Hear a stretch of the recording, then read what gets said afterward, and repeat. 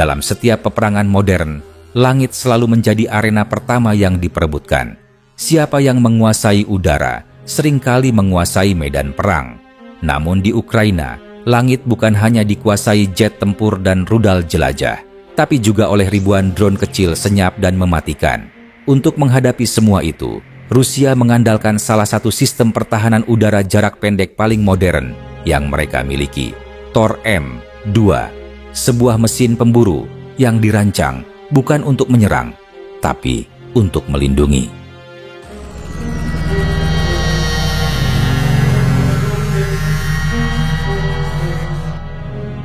Tor M2 lahir dari tangan pabrikan Rusia Almaz Antey dan dikembangkan oleh Kupolplan di Izhevsk.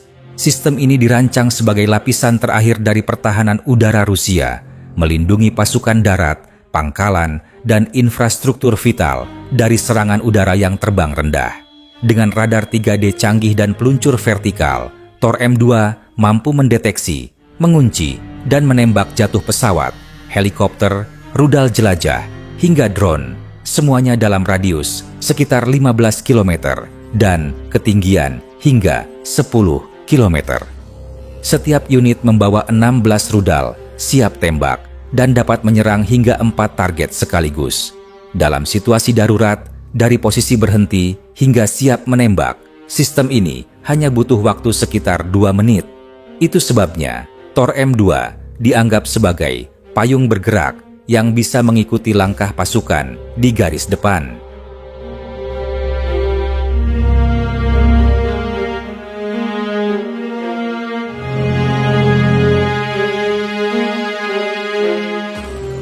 Tor M2 memiliki beberapa varian. Ada versi berantai Tor M2E, versi beroda Tor M2K, dan versi modular Tor M2KM yang bisa dipasang di truk, kapal, bahkan kontainer biasa. Untuk medan bersalju ekstrem, Rusia menciptakan Tor M2DT yang dipasang di kendaraan 2 bagian DT 30 PM. Versi inilah yang kemudian terlihat beroperasi di Ukraina pada musim dingin 2022. Kemampuan beradaptasi ini membuat Tor M2 tak hanya menjadi sistem militer, tetapi juga digunakan untuk melindungi fasilitas minyak dan gas Rusia dari serangan drone.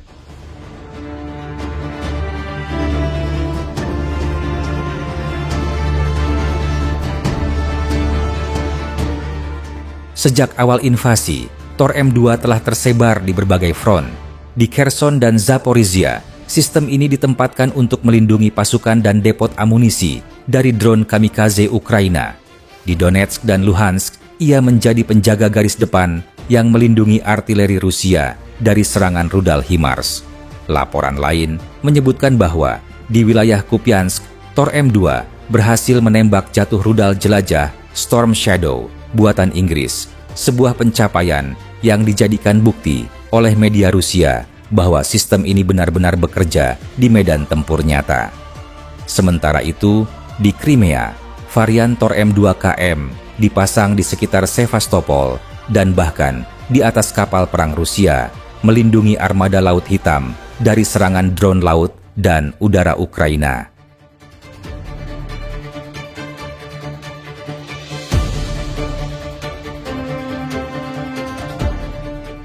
Di atas kertas, Tor M2 adalah perisai yang tangguh. Namun kenyataan perang di Ukraina membuktikan bahwa tak ada sistem yang sempurna. Banyak unit Tor M2 yang sukses menembak jatuh drone dan rudal. Tetapi tidak sedikit pula yang hancur diserang balik oleh drone FPV kecil buatan Ukraina. Beberapa rekaman memperlihatkan sistem bernilai jutaan dolar meledak akibat serangan drone senilai hanya ratusan dolar. Penyebabnya bukan karena teknologinya lemah, melainkan karena sistem ini sering beroperasi tanpa perlindungan elektronik dan mobilitas cepat. Begitu terdeteksi radar lawan, Tor M2 menjadi target empuk bagi artileri atau drone kamikaze. Peperangan elektronik, cuaca ekstrem, dan serangan drone massal juga sering membuat radar Tor M2 kesulitan bekerja secara optimal. Sebagai tanggapan, Rusia mulai menempatkan Tor M2 berpasangan dengan sistem Pansir S1 agar dapat saling melindungi dan menutupi kelemahan masing-masing.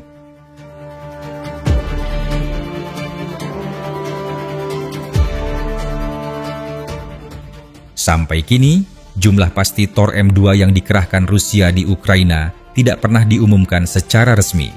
Namun berdasarkan laporan intelijen terbuka, sebelum perang Rusia memiliki lebih dari 130 peluncur aktif dari keluarga Thor dan sebagian besar telah dikirim ke front Ukraina. Analisis independen memperkirakan puluhan unit Thor M2 dan Thor M2 DT telah ditempatkan di sektor timur dan selatan, termasuk Kherson, Donetsk, dan Crimea. Beberapa di antaranya telah dihancurkan, menunjukkan betapa intensnya pertempuran udara di atas langit Ukraina.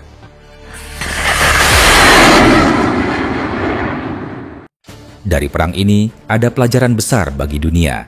Pertama, pertahanan udara berlapis adalah keharusan. Sistem jarak pendek seperti Thor M2 tidak bisa berdiri sendiri, melainkan harus terintegrasi dengan radar, sistem jarak menengah, dan komando terpusat. Kedua, mobilitas dan koordinasi menentukan kelangsungan hidup. Sistem canggih sekalipun bisa hancur jika tidak berpindah cepat atau bekerja terpisah dari jaringan utama. Ketiga, drone adalah ancaman baru yang mengubah segalanya. Peperangan masa depan bukan lagi antara pesawat besar dan rudal mahal, tetapi antara kecerdikan manusia dan teknologi murah yang mematikan. Dan keempat, teknologi tidak menjamin kemenangan. Thor M2 membuktikan bahwa di medan perang modern, keunggulan hanya berarti sesuatu jika didukung oleh taktik, pelatihan, dan kemampuan beradaptasi yang cepat.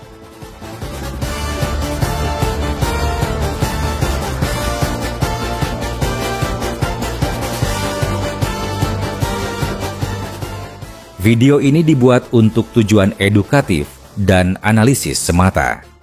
Kami tidak memihak pada pihak manapun, tidak mempromosikan kekerasan, dan tidak mendukung perang dalam bentuk apapun. Semua informasi yang disajikan bersumber dari laporan terbuka dan analisis geopolitik yang tersedia untuk publik. Tujuan kami adalah memberikan pemahaman yang seimbang tentang situasi global agar masyarakat dapat berpikir kritis dan bijak. Perdamaian, dialog, dan diplomasi adalah jalan terbaik untuk menyelesaikan konflik.